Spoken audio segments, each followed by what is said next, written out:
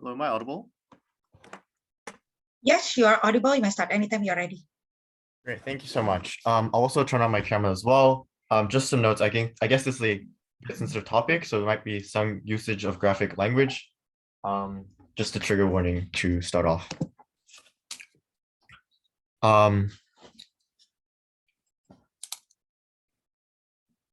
Just to confirm, am I visible? All right, thank you so much. All right.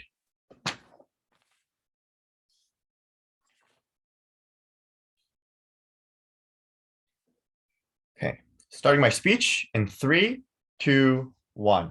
I'm going to first talk about the context and what we support. The context is that, this sanctions and what this migrant crisis was caused about it was done in retaliation to the sanctions that were done by the European Union in terms of, for example, Belarus is famous for Europe's last dictator, Lukashenko, existing, and therefore there were lots of anti-democratic things that were occurring within this area, and therefore the European Union sanctioned Belarus, and so this was done in retaliation to what was being done. The second thing, what we support, is a situation prior to the border crisis existing. Perhaps you could have vocally objected the sanctions that were made on you. Perhaps you could have retaliated in other ways, but you would have never taken this specific measure, which is to use essentially human shields in order for you to try and exert pressure on these individuals. I first want to talk about the interest of Belarus, and the arguments are going to be fleshed based on that. I'm going to first establish why this worsens conditions for people living in Belarus, and secondarily, why the counterfactual, in a world where you never did this, why it is likely to significantly increase the quality of life for people living in Belarus. But I first want to clarify, right? I honestly think that this is a debate not about Lukashenko, and this is incredibly important to establish. This is about the quality of life for people living in Belarus and maintaining their livelihoods, their access to basic necessities, their access to jobs, their access to a healthy market and a healthy economy that they're able to buy goods in. Because this is an important impact, because it obviously concerns the livelihoods of the very people living in that country, and therefore is a proxy for how we assess the uniqueness interests of this specific country. And therefore, we think this is an imperative that we ought to care about in this debate. So the first argument is going to be why this worsens conditions for people living in Belarus, right? And we think that basically this occurs because the European Union's response, and also the international community at large, is going to be to impose more sanctions and cutting off of aid for these people. I'm going to establish you 5 mechanistic links why this is likely to be something of a response that they're likely to take. And therefore, this is something that harms the Belarusian people significantly as a result of that. So firstly, why is it likely to be the case that the European Union is not likely to bend due to the crisis and continue exerting pressure on Belarus? 5 mechanisms. 1, it is because obviously most intuitively, European Union is bigger on every front compared to Belarus. That is that they have significant military capacity that they're able to deploy at any moment in time that is significantly larger than the military that Belarus has. They have robust economics and economic links that they have within their own countries, so that they're able to, for example, take some short-term losses from the trade that you do with Belarus, whereas Belarus are not able to have that asymmetric link. And therefore, the fact that you also have access to resources to deal with the border crisis, right? We understand that the border crisis and migrant crisis is a big deal, but the European Union potentially has the possibility and the ability to deal with, for example, migrants moving over to the border. The second thing is because of the fact that this is uniquely an inhumane and abhorrent thing that was being done by Belarus, right? The fact that you were using human lives, the fact that this was perceived to be an act of using human shields, right, was the incentive for media to pick up on this and inflate it inflate it in a significant way. There was the incentive for the media corporations to use this and sensationalize it to show that those children were crying, for example, or that in actuality, people were freezing to death because of the freezing temperatures that were occurring within the border, and they had no access to those things, which meant that this is a uniquely abhorrent action that Belarus was taking, and therefore the European Union had an imperative to act on it specifically because of its horrible nature. The third reason is because of the fact that, the European Union wants to maintain a strong, robust links within itself. We have to also consider the internal context of what this is also concerning, right? Which is the fact that the European Union also has internal divides. The fact that Hungary is becoming a bit undemocratic, the fact that Poland is also becoming a bit undemocratic, shows that, if European Union actually says and says, okay, we'll concede to the demands of Belarus, it shows that they were born and down to the pressures that were done, and therefore this creates a signaling effect to Hungary, to Poland, that they can succeed if they were to be humanitarian. And this is something that the European Union is not likely to want to do, and therefore this is the reason why they're likely to uphold this strong image that they will not bow down to these horrible actions that were being done on people. The second is obviously the fact that if the European Union does bow down down to these inhumane acts, it suffers huge international condemnation from the United States, for example, from the United Kingdom, for example, from Canada, for all of these countries that do, from Australia also, from how it appears. And obviously this also functions in itself as being something that the European Union also cares about. The third thing is because of the individual level, right? The fact that, the leaders who compose the European Union also want to preserve a strong image, and therefore they're likely to vote in the interest of humanitarian rights. The new Prime Minister of Germany, for example, Macron, also wants to keep a strong image in France, for example, which meant that they're likely to have and continue the strong image that to go against human rights violations, to continue upholding human rights is something that they're likely to take, and not to bear down and bow down to authoritarianism. The fifth reason is because of the fact that the European Union is capable of saying that they were the wrong in this, right? That they were able to have, because of European Union's like powerful influence, the fact that they have access to strong media, the fact that they're able to portray Belarus as being in the wrong by saying that they use refugees as tools, as opposed to Belarus saying that the EU sanctioned us, because this is a uniquely abhorrent action that was done, and therefore they're able to inflate this. So what I've demonstrated you within these 5 mechanistic links is that the European Union not only has the capacity to solve and like actually deal with what the Hungarian crisis was doing, but also the incentive to also go crack down and likely to take a strong stance on Belarus, and likely to say that this was a horrible action that was being blind, and maintain that soft and incredibly strict stance. So the impact of this is humongous, and this is the reason why it ties back to the harms of Belarusian people, which is that you have increased sanctions, you have increased cutting off of aid, the fact that you do not have jobs, because of the fact, they would actually do this to a significantly greater degree to the status quo, because of the fact that they're actually using human shields, and they're portrayed to as a significant tipping point. The second is the fact that the European Union has the capacity to not let refugees in, and therefore Belarus also suffers an internal cost within the status quo, because of the fact that European Union isn't doesn't have to take down these people inside.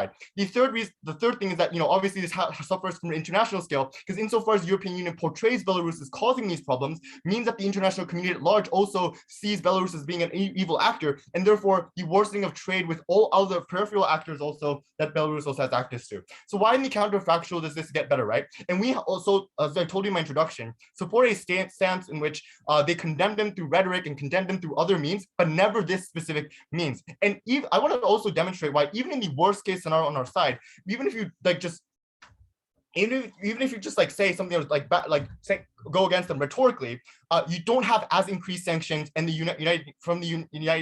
European Union from the international society at large, right? Because of the fact that even if you cares about humanitarian undemocratic rights, which is going on in Belarus, it is not an urgent problem insofar it doesn't affect the EU in any way. For example, you might have bad democracies in Belarus, but that isn't a significant issue that the European Union is likely to act on. But this migrant crisis directly links European Union together, and there's the reason for the tipping point for why these sanctions are likely to accrue, right?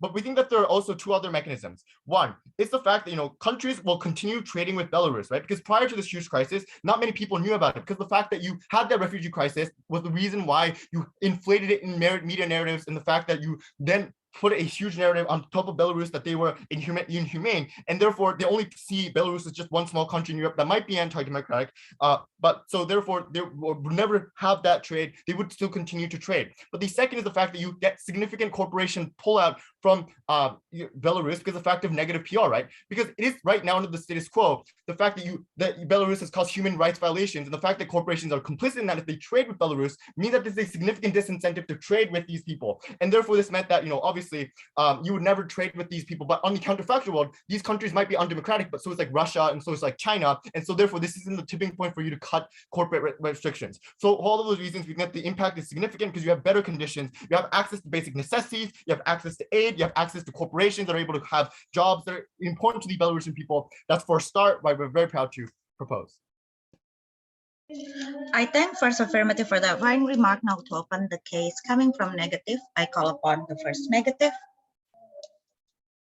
Just checking I can be heard. Yes.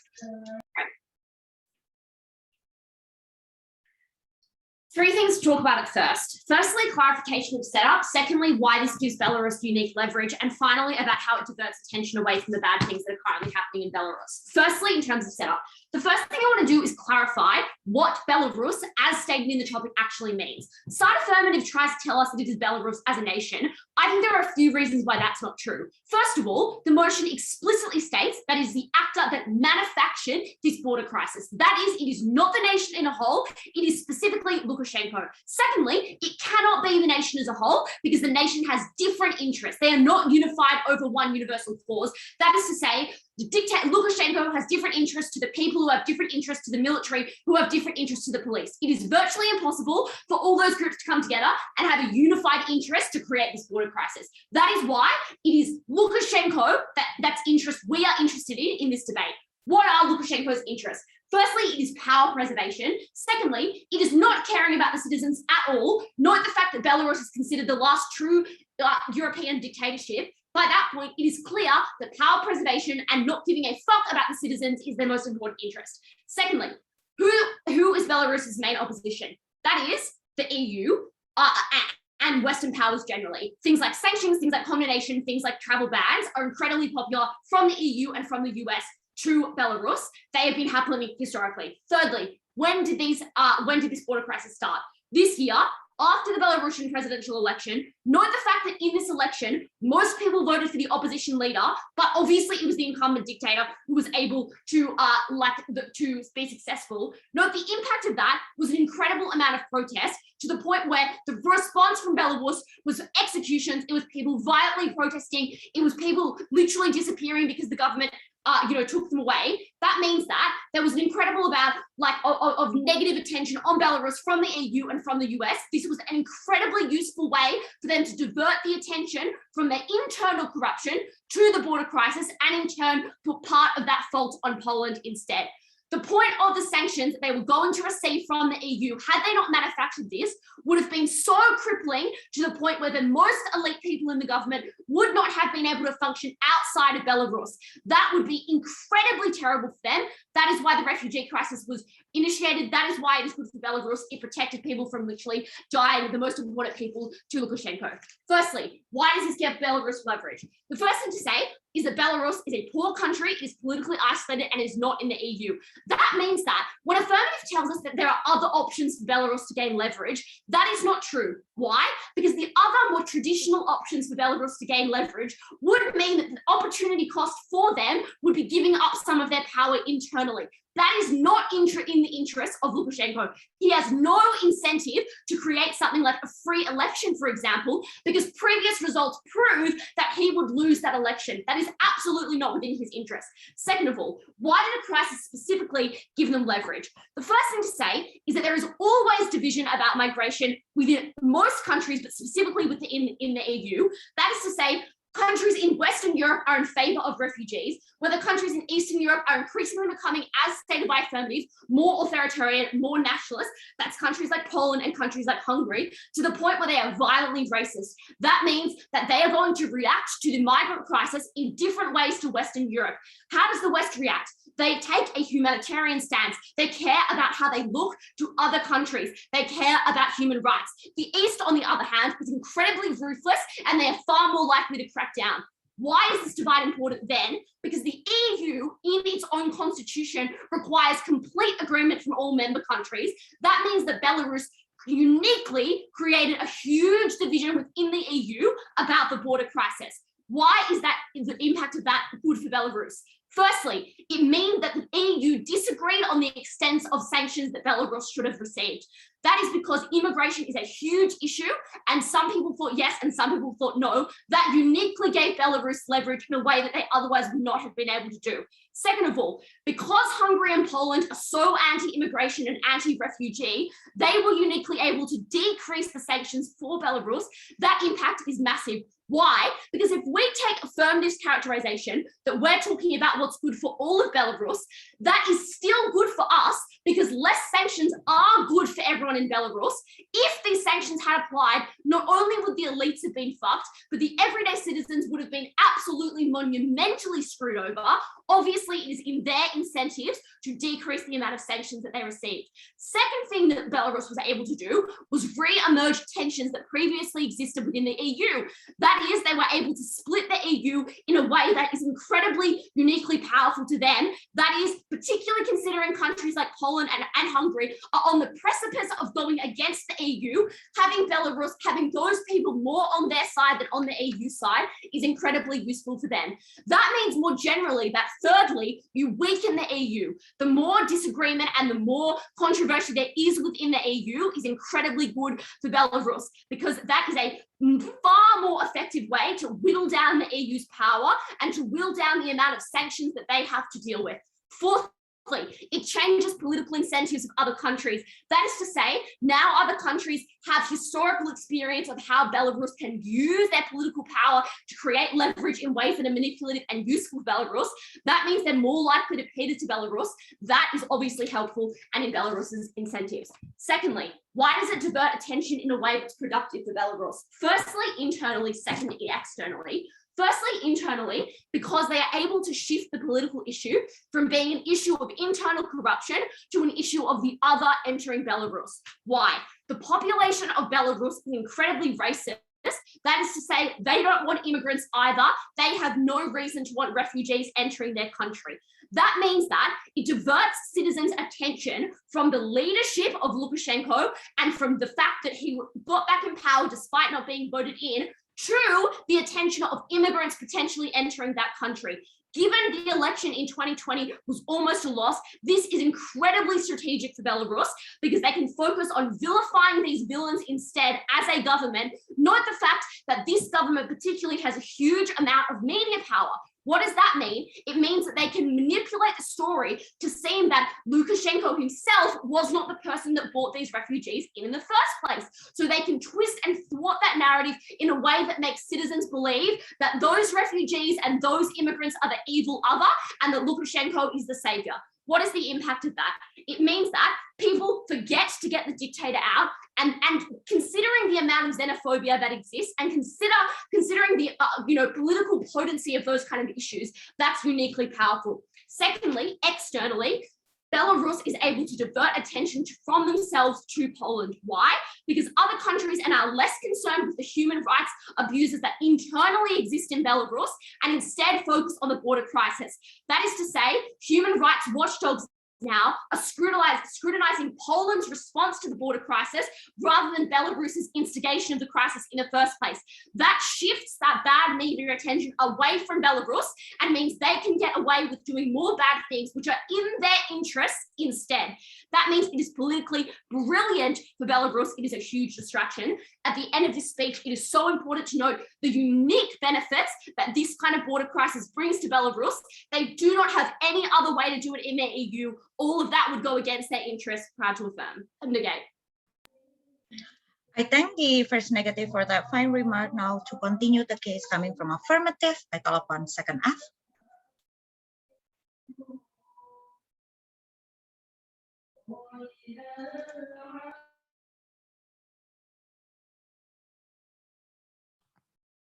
Hello, am I audible? You are both audible and visible. Okay.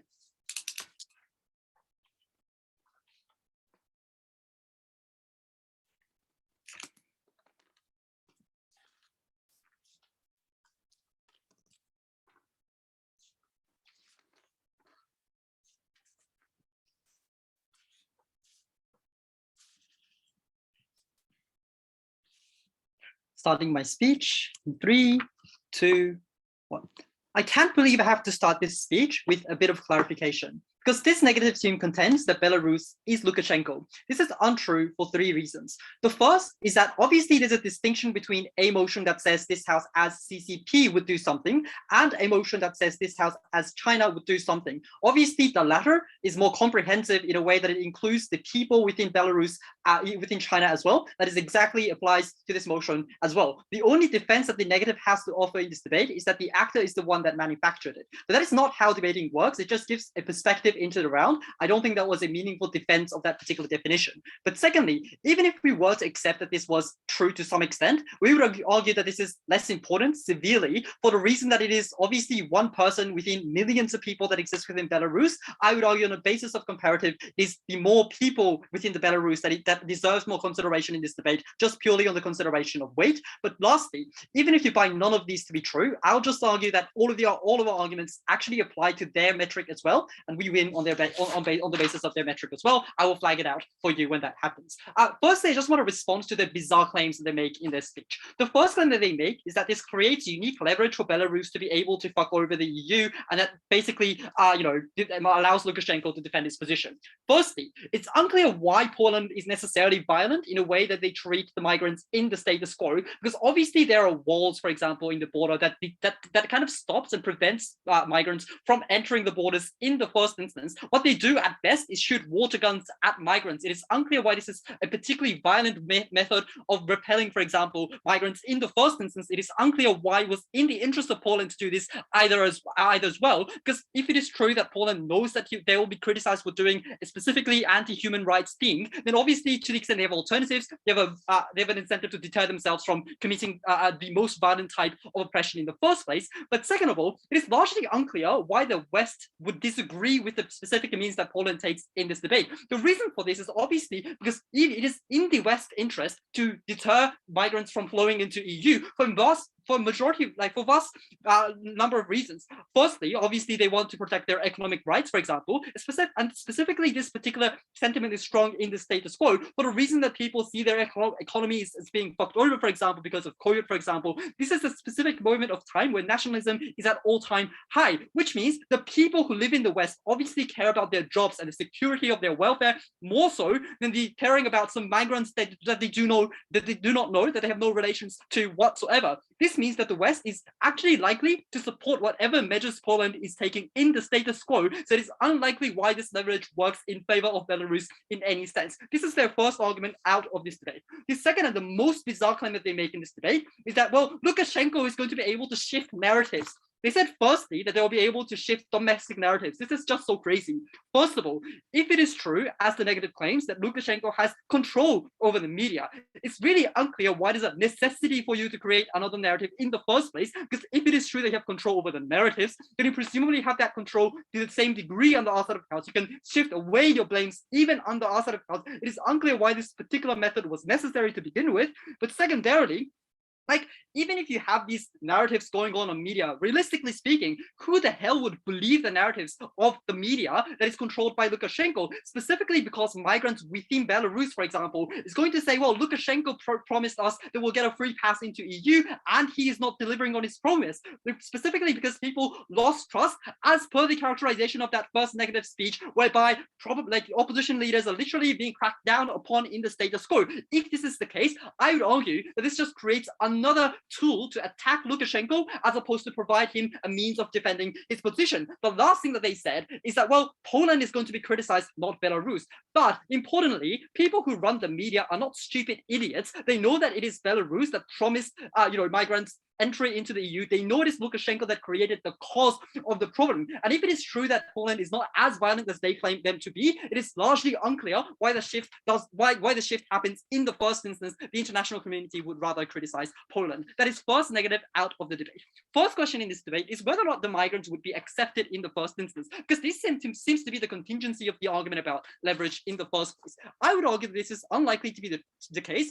Firstly, because obviously politicians in Poland are bound to the votes of its people. They mostly see migrants as taking away their jobs, being violent, for example, because they have a lot of biases regarding these individuals to begin with, especially in a context of Poland where people are poor, for example. This sentiment is strong, especially when politicians tend to be extreme. This sentiment is particularly strong. But secondly, maybe they'll say Poland has some incentive to screw up the EU. They're divided in the status quo. But you have to note that Poland does not have an incentive to such a great extent for the reason that Poland obviously relies on their subsidies from EU and the recovery fund regarding COVID from EU. Obviously, people in Poland cannot live on ideology. It does not allow these people to eat food. And that is why, obviously, if the trade-off exists, Poland would rather side with the EU. What does this mean in this debate? A couple of things. Firstly, the negatives argument about leverage is actually flipped by our side of the house, because if it is the case that these migrants will not be accepted in the first instance, it is Belarus uniquely that is going to suffer as a consequence of this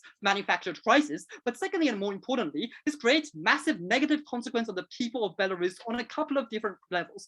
Firstly, like, how do you deal with thousands of migrants that just exist within Belarus and have nowhere else to go to? You probably need housing, you probably need food, you probably need a massive amount of energy, for example, that is particularly lacking in the status quo, which means there's obviously a huge amount of opportunity cost to the people of Belarus. You won't be able to afford to give them good housing, for example, give them free food vouchers, that sort of thing under their wall. Second of all, assuming you fail to treat the migrants, these migrants are likely to resent Lukashenko to the full degree, because Lukashenko is the one that promised them that they get better future, because they have nowhere else to go, because they trusted Lukashenko. They sold their houses in the Middle East, but like just for the reason that they were able to gain entry into Belarus and hope for the better life in the EU. But they've been not given any of those things under their world, which means these people have the highest propensity to resort to things like violence, for example. They're going to resent and criticize the Lukashenko to a significantly great degree. Notice that this obviously has impact on the people living in Belarus. It also has an impact on Lukashenko himself and the ability for him to stay in power. But lastly, this is likely to specifically trigger anti-Belarus sentiment for the reason that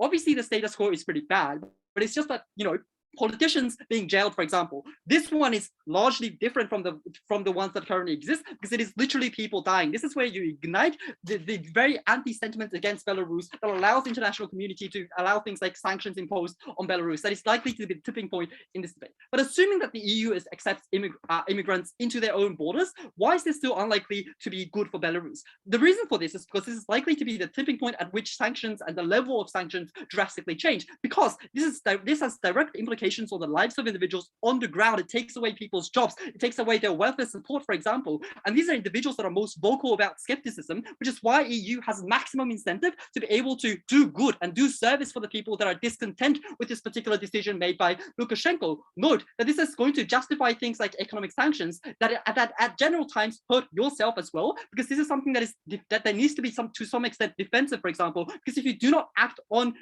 compromising your economic benefits to a certain degree, you will lose jobs. That is where the moment at which these people within EU have an incentive to make some compromises, for example, to inflict larger damage on the economy of Belarus, for example. That is obviously horrific for the people living in Belarus, does away with their jobs, for example, but it is specifically bad for Lukashenko as well, because that is at the moment at which the people within Belarus have higher degree and propensity of going against Lukashenko as well. We clearly win this debate.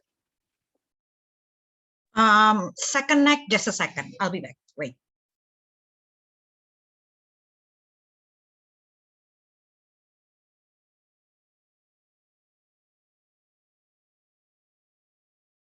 Okay, now to continue the debate, I call upon the second negative.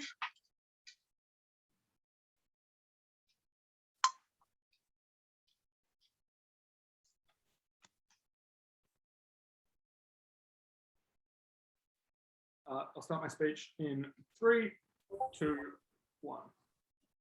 Look, obviously messy clarification debates about who the actor is are never fun, so I'm just going to save us a lot of time and explain that all of the arguments that Bella has already given you, explaining why it is likely that you can't really distinguish Belarus and Lukashenko as actors, are largely irrelevant, because all of our analysis still applies. It is still more than capable of beating what the affirmative team brings to the table in this debate. I'm going to talk, I think, broadly about two things in this debate. Firstly, on the way that the manufactured border crisis gives Belarus leverage over its external enemies, and then secondly, why it makes the situation within the country better. Let's firstly talk about leverage. And the first thing that needs to be clarified here, because the affirmative team has clearly missed it, is that this was explicitly done by Belarus in an effective hostage situation.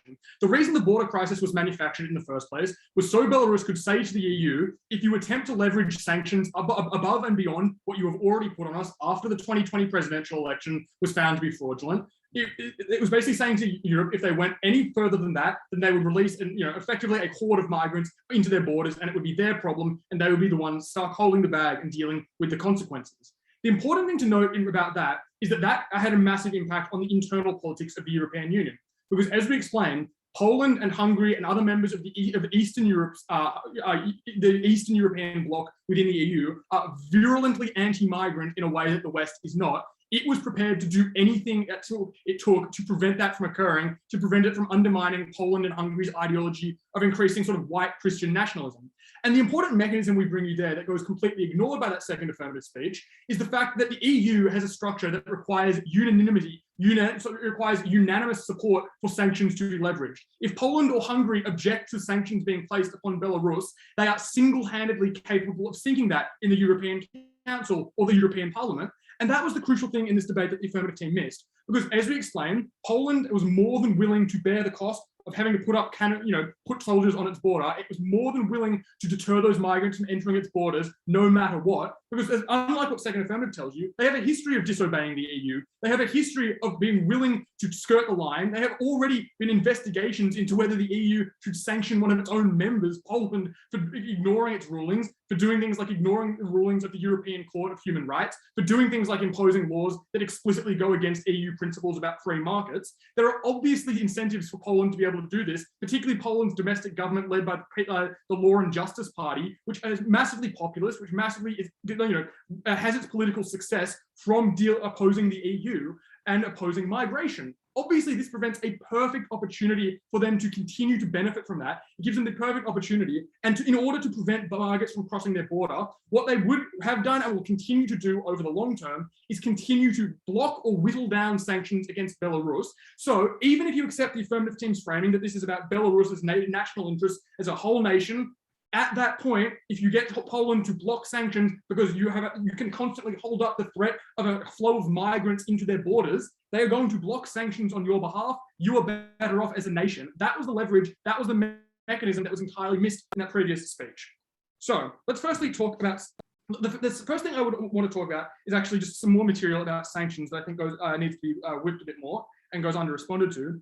The first thing to note is that a large portion of the sanctions that were already in place were in place before the migrant crisis. They were done as a result of the stolen election. So all we need to do to win this debate then is prove that the migrant crisis and the border crisis being manufactured by Belarus was capable of preventing further harsh sanctions being put in place, not just in the short term, but also into the future.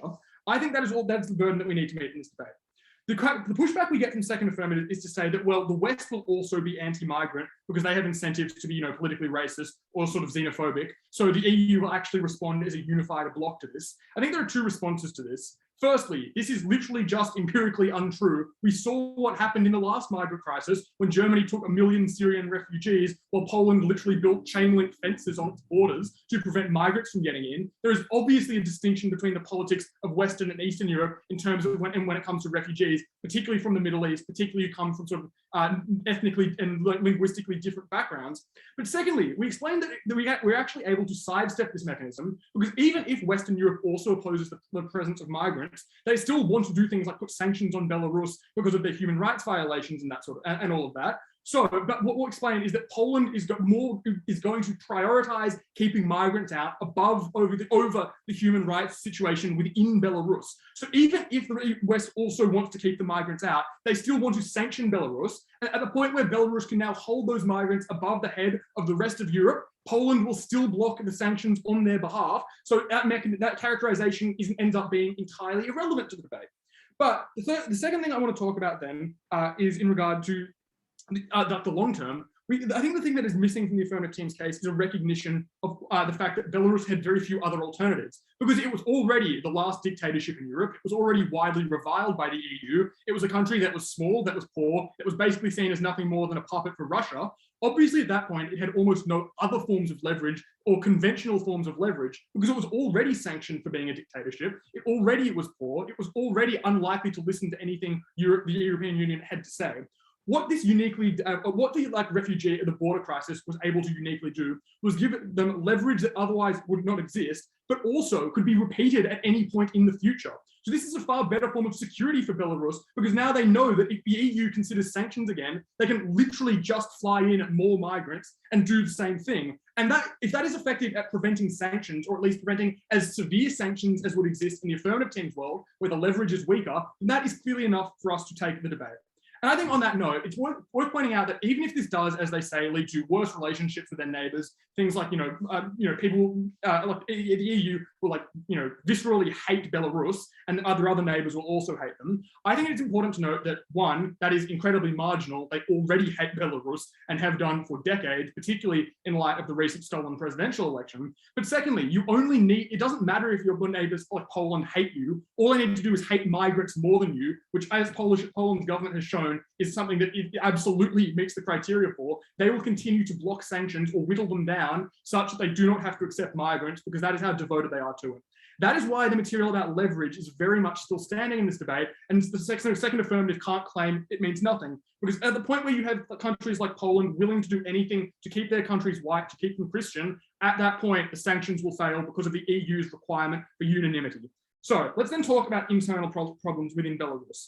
I think they had two pushes from the affirmative.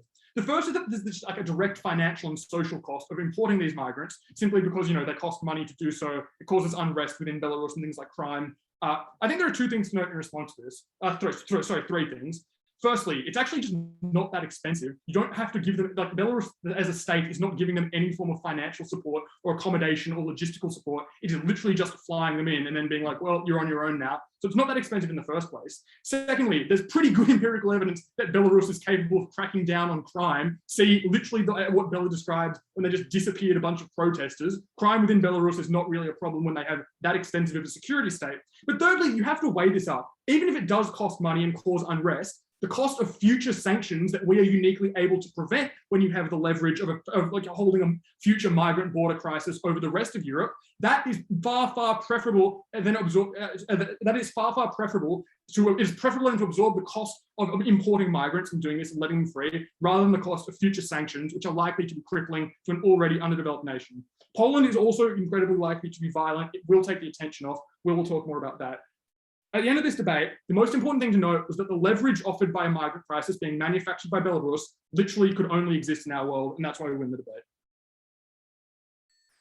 I thank the second negative for that fine remark. Now to close the substantive cases coming from affirmative team, I called upon third affirmative.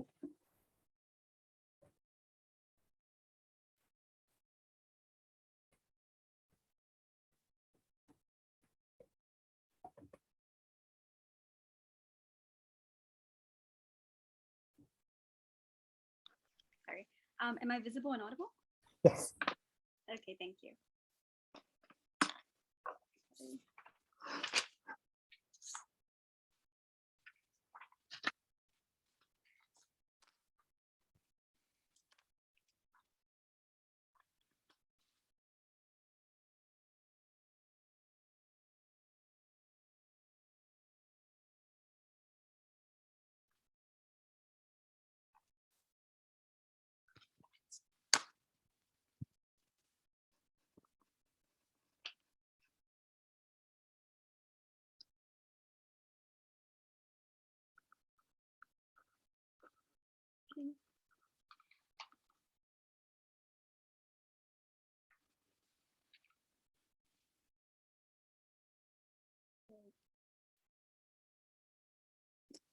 Starting my speech in 3, 2, 1.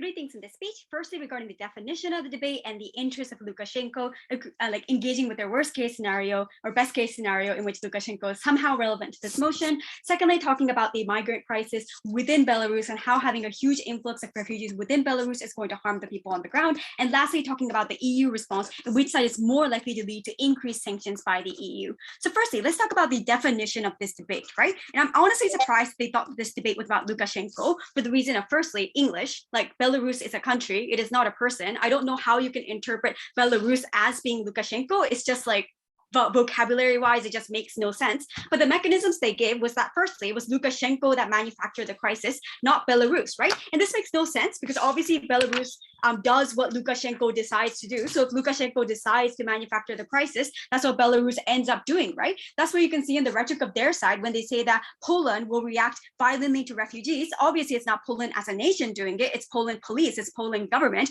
but we generally use the term Poland to represent what the nation as a whole is doing, right? You can see the definition in the very way that they use English and they use the words, right? But the second and slightly better thing they say is that, but people within Belarus have differing interests, right? So you can't necessarily say that they have one sole interest. But I think they defeat that themselves, because right at the beginning of her snag, they go out and say Belarus is extremely poor and they are economically deprived, which indicates that they have a shared interest in not being poor and not being economically deprived anymore, which means all of our arguments about economy and sanction are still relevant at the end of the day. I think the own rhetoric and the own analysis that they give defeats their own squirrel of the emotion, right? But let's still be generous and engage with the analysis about Lukashenko and why it's likely to be worse for them, right? I would argue that even if there is worse sanctions, as we proved on our side of the house, and there's economic catastrophe, that's likely to still lead to massive unpopularity of Lukashenko, right? Because obviously people are going to be upset that their economic situation is worse. Obviously people are going to be upset that their jobs are not, they don't have things like jobs. So they're going to be angry at Lukashenko, right? Their argument that they had, their response to this is that, they can blame the EU for these things, right? Maybe this is true, but firstly, if this is true, right, that means that even in our side of the house, where there's no migrant crisis, Lukashenko can still paint the EU as being evil or as attacking Belarus because he has media control. He has every incentive to do it because obviously he wants to stay in power as they themselves characterize. So if this is true, that he has so much media control, I don't know why this migrant crisis is necessary for him to have power in the first place, right? So I think that argument is self-defeating. But secondly, and more realistically, right, I would argue that even if they think that the EU is at fault for the fact that they are poor, they're still going to be poor and unhappy with the fact that Lukashenko was unable to negotiate with the EU and improve their economic situation, right?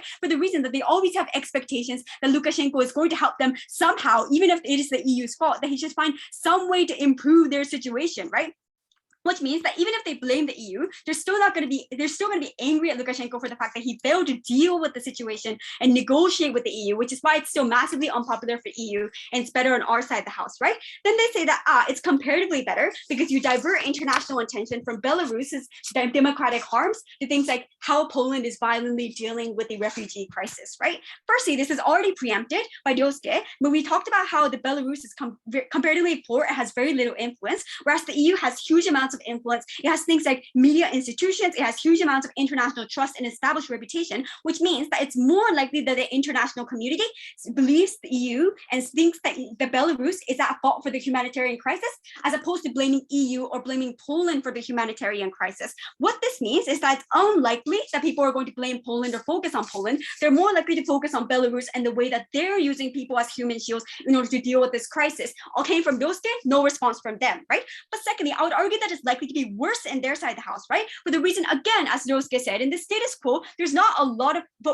prior to this migrant crisis, there was not a lot of focus on Belarus in the first place. It's like one country in the EU that most people never read about, most people never knew about, in Europe, and most people never knew about, right? There was no incentive for media to cover it or nothing for them to cover about, but it's only when you create this mass humanitarian crisis where children are literally being used as shields that you generated media interest in this situation in the first place. And obviously, they have an incentive to talk about why this crisis happened, which leads to them talking about how Belarus is anti-democratic or how Lukashenko is the last dictator of Europe. So this generated media attention to the atrocities that were happening in Belarus in the first place, which is why it's actually counterproductive and actually increased international crackdown on Belarus. Again, all this came from Ryosuke, zero engagement from their side of the house. So even taking their metric for this debate, they already lose, right? And just before I move on to the point about sanctions, I want to deal with the point about the migrant crisis, because I think we essentially only get one response for them, right? That even if there's an increase in the refugees in Belarus, that there's like Belarus has things like security, so they're able to crack down on this, right? Firstly, I would argue that this is just false. Like, yes, they're able to crack down on people like opposition figures, but Belarus still has extremely high crime rates for the reason that a lot of people are poor, for the reason that a lot of people are still economically suffering, and they haven't been successfully able to deal with that.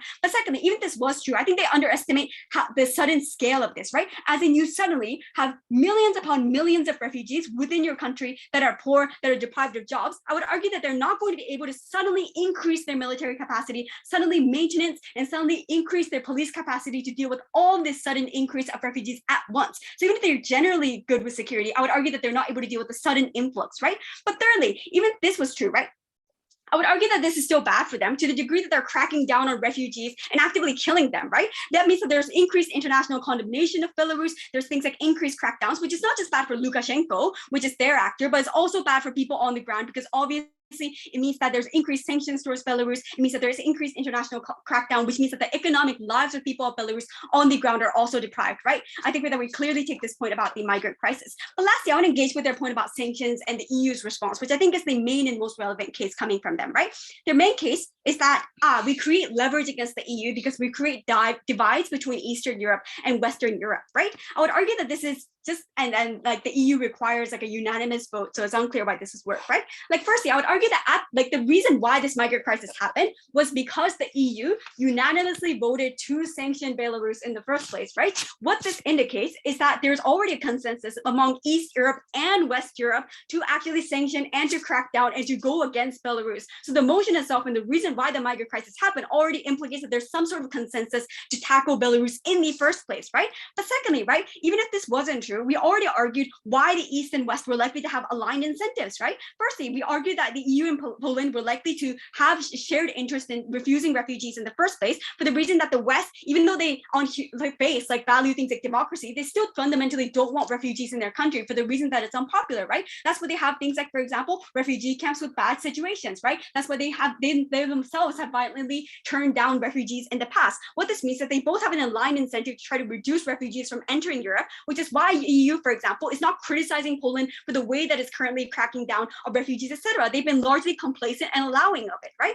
But secondly, I would argue that EU is likely to see this as an attack by Belarus, so they're more likely to prioritize attacking Belarus as opposed to attacking somebody within their own union, especially because they don't want to be seen as fractured. They don't want to be seen as weak by Belarus in the first place. But thirdly, we also told you that Poland is likely to obey and cooperate with the EU for the reason that Eastern Europe is largely poor and it depends on Western Europe for the majority of aid and majority of economic benefits that it receives. So it's likely to be willing to sacrifice some of its political ideology in order to get things like basic rights for people on the ground, because people and voters are more likely to care about having jobs as opposed to some sort of big, vague notion of nationalism, right? But even in our worst case scenario where we have less leverage, it's unclear why they needed that leverage in the first place, because in our side of the house, there's no international pressure to do additional sanctions on things like Belarus. There's no incentive for EU to do horrible sanctions on EU as Belarus for the reason that Ryosuke already gave you. And to the degree that they failed to engage on all these fronts, we comprehensively take this debate. I thank the third affirmative for that fine remark. Now to close the substantive cases, I call upon the third negative.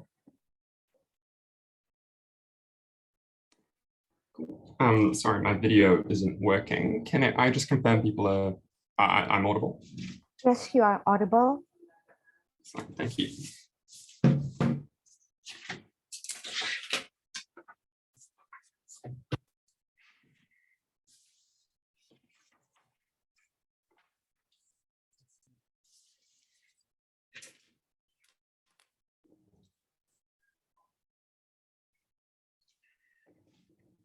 Starting in 5 seconds.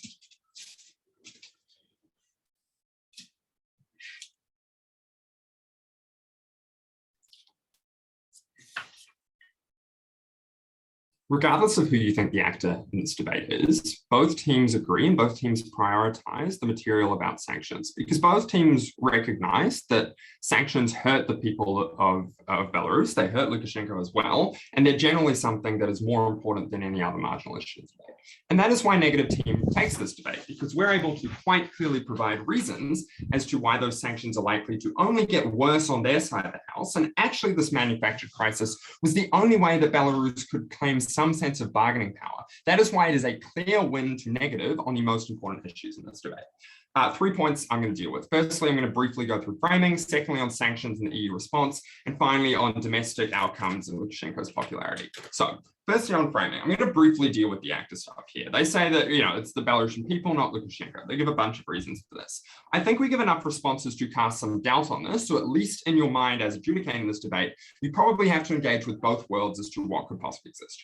We say you probably can only regret manufacturing something if you were the one manufacturing that. But more importantly, we say that you can't identify the preferences of the entire country, right? Because that would weigh the debate in favor of the majority implicitly without any, respect, respect for those who are disadvantaged, which is not generally how debating works. What is more likely is, just like any other IR debate, we focus on the decision makers, and that is why we probably think our characterization is more realistic. But much more important than that, our material applies on their metric as well. Our most important material about sanctions also hurts them. They recognize that this clash doesn't matter at the end of the day. And that's why when they tell you at Third Affirmative that they engage with our worst case, that economic sanctions are bad, we agree. This is unanimously the metric this debate should be adjudicated on, and that is why we clearly win this debate. Either you buy or you don't buy whoever's definition of the actor is, but probably we win either way. So, secondly, on sanctions and EU response, I'm first going to deal with their only positive material.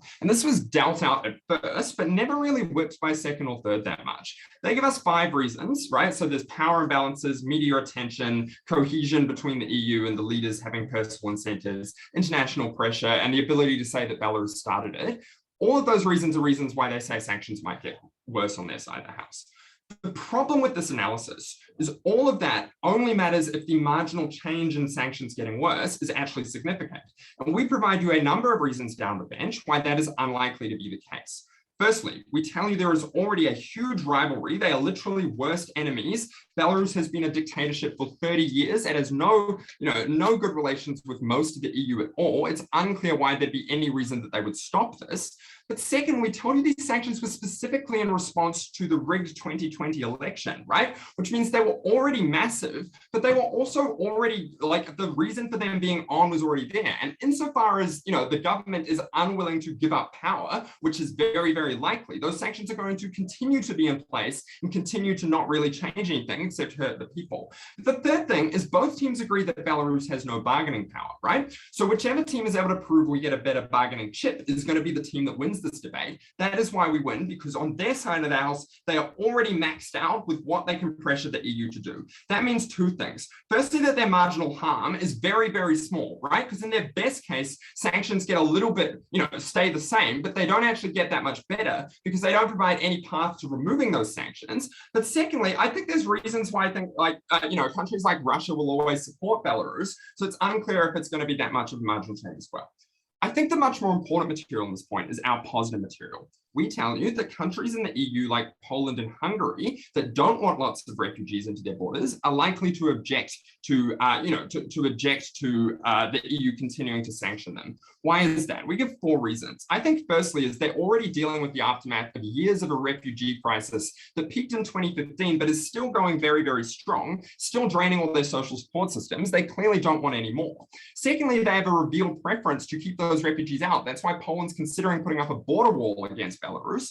Thirdly, they've got a history of ignoring the EU. They've, like Sam tells you why historically there's not cohesion there. But fourthly, there's just increasing animosity with the EU. With the rise of populism and President Duda in Poland, it's clearly that they don't really care about the EU that much. And importantly, both teams accept that they have veto power. That means you either get no sanctions on our side of the house, or you get much lower sanctions, because Belarus specifically said that the only way to resolve this border crisis is if you cut the sanctions that you're currently putting on Belarus. What are their responses? I think they give 3 that are important.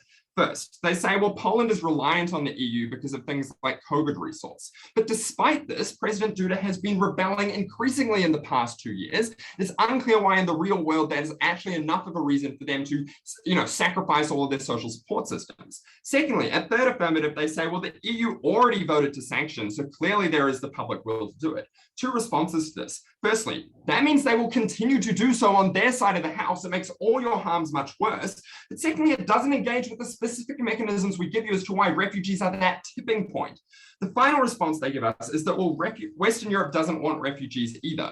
I think that's probably less true than they want it to be, given Germany was willing to accept 1 million refugees, and on their own analysis, they care about human rights. It's probably going to splinter it. But even in their best case, and everyone's unanimous that they don't want refugees, that's good for us, right? Because then everyone agrees not to sanction Lukashenko as much because they think it's going to lead to more refugees. So it's clearly a win for Syed negative for 3 reasons. Firstly, it matters less what the EU countries care about out because that marginal change is small. It's the specific division and the specific blocking to policy like sanctions that is going to be more important. Secondly, Sam explains how we can repeat this mechanism in the future. So in the long term, as there will continue to be divisions between Belarus and the EU, we can continue to have negotiating power. Thirdly, though, this was just the most important clash. Both teams identified that the outcomes were significant to the working people of this country and the leaderships, but also both countries recognized that they spent most of their time on it as well. Okay, finally then, even if you don't buy this material, why we still win this material, this debate on Lukashenko's popularity and things like domestic outcomes. Now, I'm first going to deal with, why we clearly win if you buy our framing about the actor. Firstly, because it allows Lukashenko to distract from the election. Not really any response to this specifically, except for, disagreeing with the actor thing. So it still stands if you buy that. But secondly, and this stands regardless, is that it diverts international attention. They say, well, everyone knows it's not the EU's fault. They're not stupid. But I think there's a few problems with this. When the European Court of Human Rights specifically condemned Poland for not providing food, water, or shelter to the refugees in Poland's borders on the border, it is clear that actually people do care because human rights discourse focuses on outcomes, not blame. But we think these outcomes still apply even if you don't buy our characterization of the actor, because you get more stability on our side of the house, but because everyone's able to shift the blame to the EU, which bolsters Belarus's position on the international relations scale.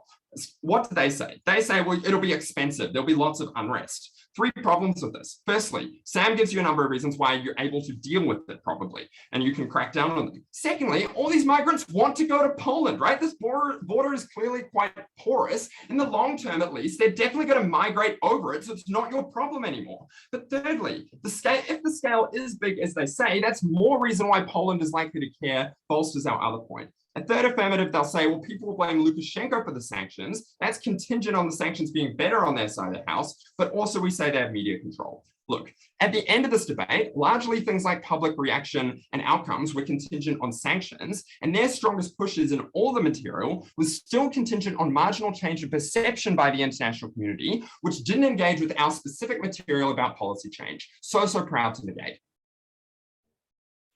I thank the tech negative for that fine remark. Now to open the reply speakers, I call upon negative reply.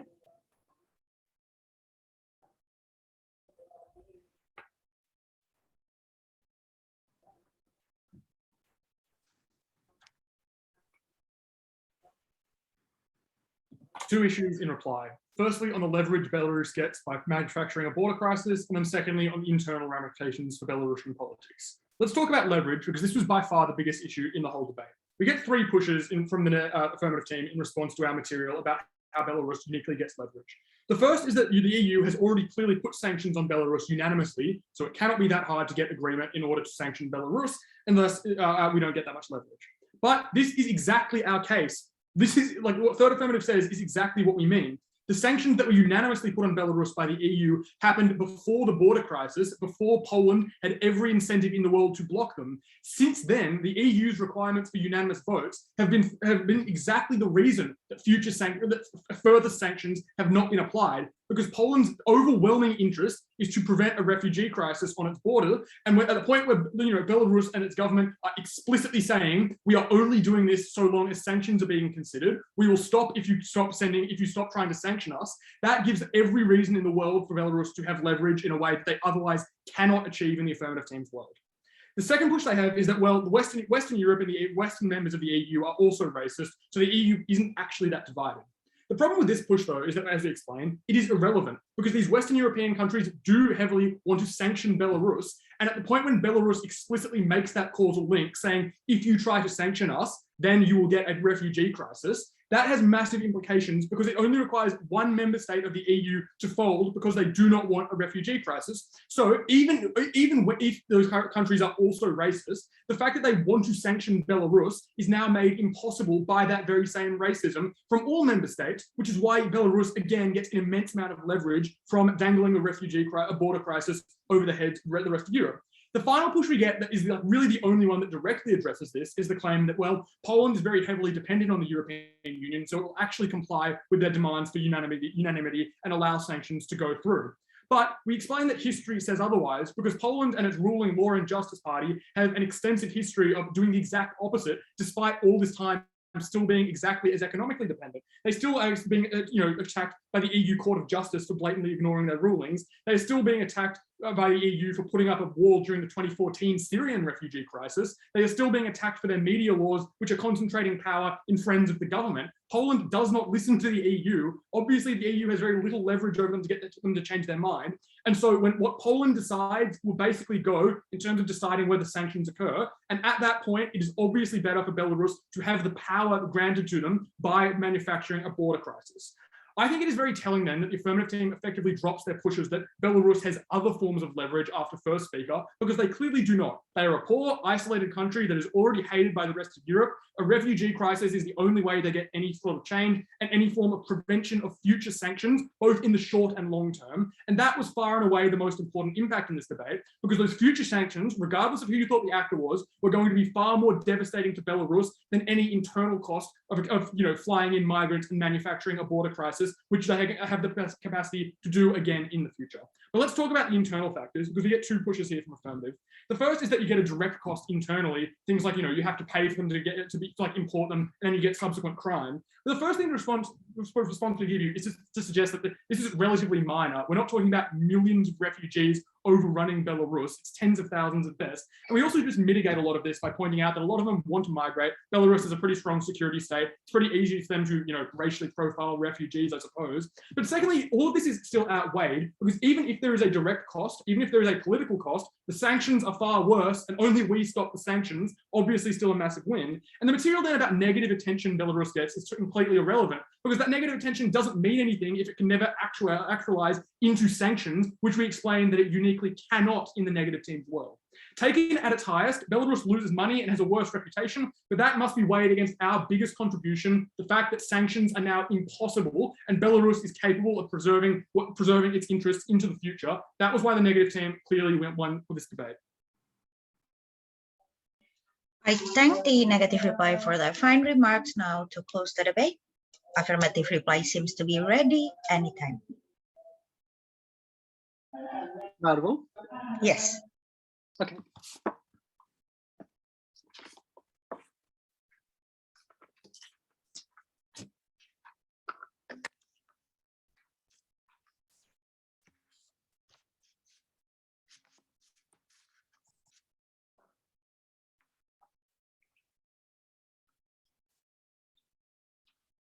Okay, I'm starting my speech in 3, 2, 1. The first question in this speech is, to what extent does this actually increase sanctions? The side negative gives a reason as to why sanctions are already happening right now, because Lukashenko is a dictator and there's a rigged election happening in Belarus. But they do nothing to show why this means severe sanctions. In fact, there are two reasons that we provided which show that the margin and the scale of sanctions would dramatically increase on the other side of the house. Number one, because the harms that they create is very real and it is wide scale in a sense that it attracts so much attention and in a sense of an urgency that comes with it. Secondly, we told you that this inflicts direct damage on the people of the European Union because it takes away their jobs, for example, which gives them an incentive to go further and further in order to defend their jobs, in order to defend their economic security. This means it is not just smart sanctions on the other side of the house anymore. It is economic sanctions that hurt everyone in Belarus, and the scale is significantly different. I think even if you believe the negative at their absolute best, they do something to show that EU leverage might work. They do nothing to show why international sanctions, which was the other half of our case, would disappear under their world. Even if you take them at their best, all of these sanctions from the US, for example, and other countries around the world would continue to exist under their world. And that's why even if you believe them at their fullest, they still lose. So the question in this debate is does this increase bargain chip enough to counter increased incentive to sanction or not? So the first thing I want to note on leverage is that the negatives case on leverage is totally contingent on Poland's willingness to accept migrants in the first place, because if it is the case that Poland is not willing to accept migrants, then there is no leverage to be created in the first instance. In fact, I would suggest that the negative side concedes that border control is quite successful and Poland has an incentive to not allow these migrants to enter their borders in the first instance, because again, they said, well, Poland wants to create walls, they're very keen on protecting their borders. Our claim was that obviously Polish government doesn't want immigrants, and I don't think this was challenged by the negative in any sense. It takes away people's jobs, for example, and that is directly the incentive as to why people don't want this. The only thing we heard from them is that, well, anti-EU sentiment. But firstly, you have to note that they explain that the Western European countries actually accept immigrants. If this is the case, the incentive for Poland to defect from the EU is to rather not accept immigrants in the first instance, in which case their argument is gone. But secondarily, we told you, even if there's a conflict of interest, for the people, ideology is less important than being able to eat because of EU subsidy. And that's directly the reason as to why Poland is unlikely to accept this in the first instance, in which case leverage just does not exist in the debate. And even if you believe this to be true, it also means that the bargain ship reduces under their side of house, because to the extent these migrants stay within Belarus, that is the point at which they create more instability. That is the moment at which you create more poverty within Belarus, for example, that increases the incentive to tackle Lukashenko in the first instance. If anything, we flip the first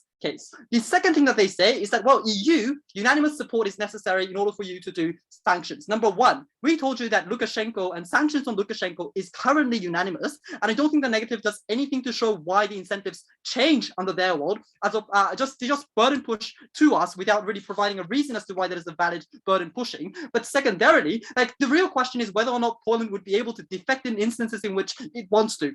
We told you that it is unlikely for the reason that Poland has absolutely no leverage within the European Union. Their only claim is that, well, historically Poland has been doing a lot of stuff, but this misses the point, because our case is that this is a significant tipping point at which calculations change, because the citizens in EU obviously would receive a significant harm from letting the migrants into their countries, in which case obviously EU has maximum incentive to defend to defend the borders of Poland in the first instance. It is severely distinct from any other types of things that have happened historically. The final thing I want to deal with is the possibility of future crises that was proposed by the second and third negative. We suggested that even if this were the case, it is unlikely that Belarus would be able to win, for the reason that EU obviously has more advantage within the relationship with Belarus, which means even if Belarus is willing to do this, obviously EU has greater ability to counter this in the first instance, which obviously functions as well, because we told you that unanimous support is likely to be achieved. But even if you don't buy that, we argue still that there are other forms of sanctions that currently exist in the status quo, which the negative team does nothing to engage with. And that's why clearly we win this debate.